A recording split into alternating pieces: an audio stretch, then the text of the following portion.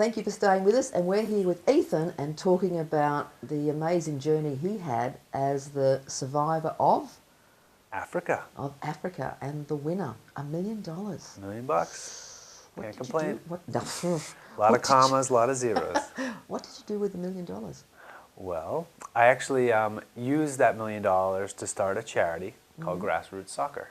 And what we do is we train professional soccer players in Africa about HIV and AIDS, and then they go into the schools to teach the youth about AIDS prevention. So what happened in your journey to then take you to Africa to do that?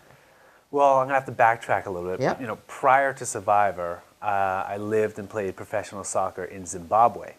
And, you know, while I was in Zimbabwe, one of my strongest memories there was of all the graveyards. Because, you know, I played soccer there, and my team, we'd all come together and smush into these tiny white little vans and travel these, you know, long, dusty roads to get to our away games. And all I remember these graveyards, and because some of the headstones are perfectly organized, one right after other.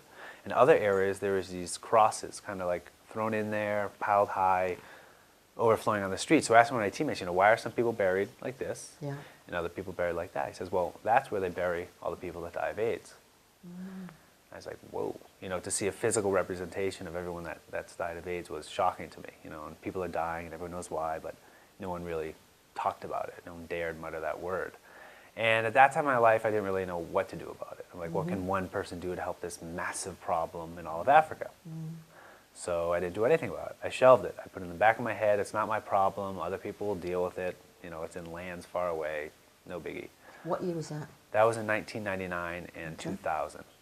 And so then I got back from Africa, and, you know, fast forward back to Survivor. And as you know, I did Survivor in Africa. And while I was there, I won a reward challenge where I won these 2 goats, which I wasn't too happy about.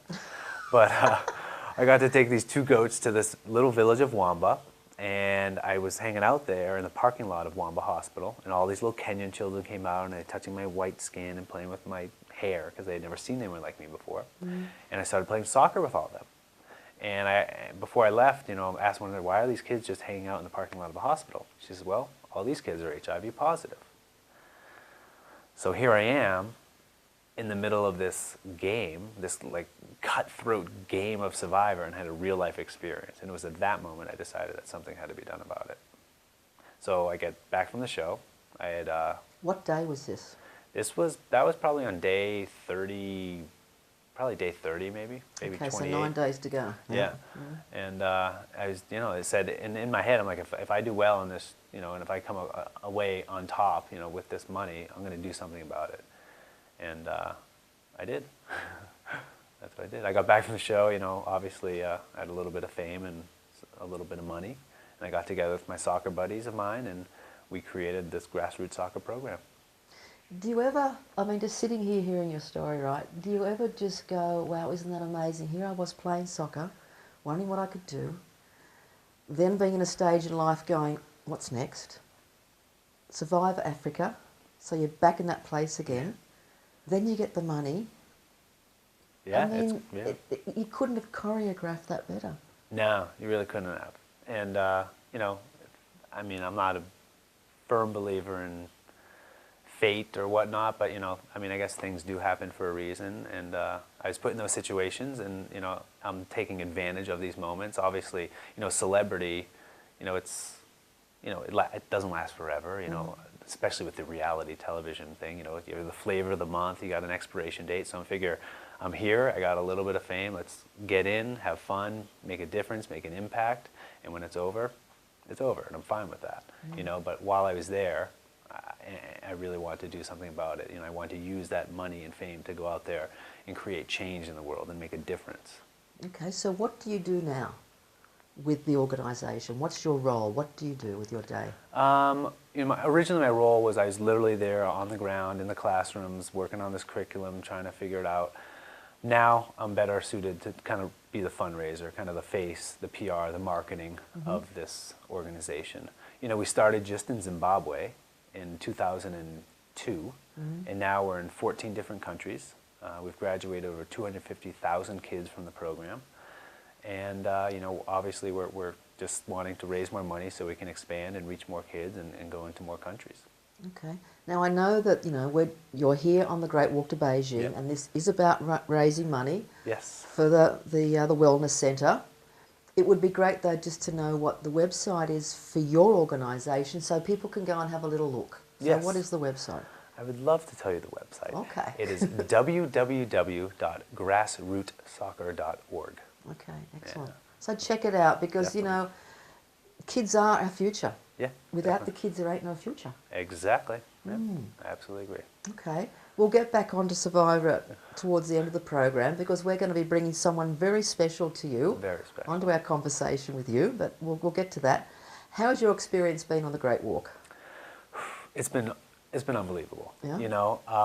Just the opportunity just to travel and come to China is one of been obviously something that I've always wanted to do in my life, but the cause itself is very dear to my heart. When I was 14 years old, my father passed away from colon cancer, and so ever since then, it's obviously I've been aware, and I wanted to be able to make a difference and do something about it, and this is the perfect opportunity for me to get involved in a fun and exciting and challenging way, and to meet new people and hang out with Olivia and John, and it's been a fantastic experience for me.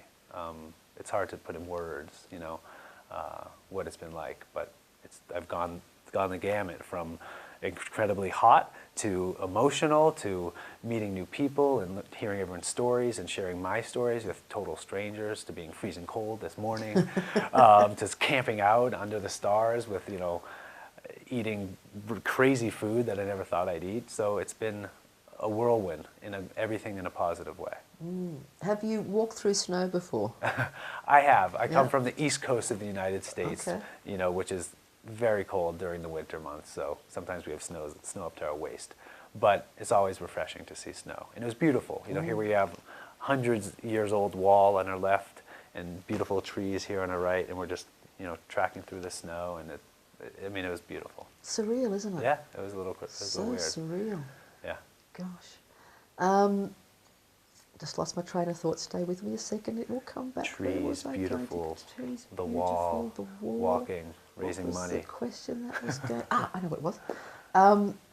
How did you get to come on the Great Walk? What is it that you're also involved with that's cancer related?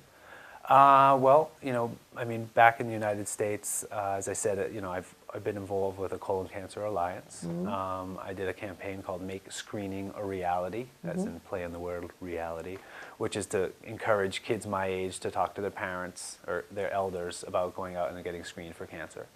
So that's always been, but it was basically through a friend of mine who was in the kind of PR marketing world. I was contacted to find people who would be passionate about this, not to just show up and lend their face and really not give a hoot and there for the PR side of it, but someone who really that would take it to heart and would really kind of put the effort in, and it would mean something to them, and they would walk with pride and walk with confidence and want to make a difference in this cause and help raise money for Olivia to build this center in Australia. Okay. How long have you been involved in that organisation for? The colon one, yeah. Ever since I was, probably 15 years old. That long? Oh yeah, yeah. Wow. So, do you donate much time to it, or what's your ongoing? Yeah, no, I do. It's strictly, in kind of in the name of my father, I guess. A little quote, but yeah, it's for my father, and I've done stuff throughout the years for them, whether that's donate money or now to lend my name and face. And back I did a few years ago, did a 2-day 40-mile walk for colon cancer to raise money in 2-day 40 mile. 2-day 40 miles. That was big. Yeah, that's pretty big. Yeah.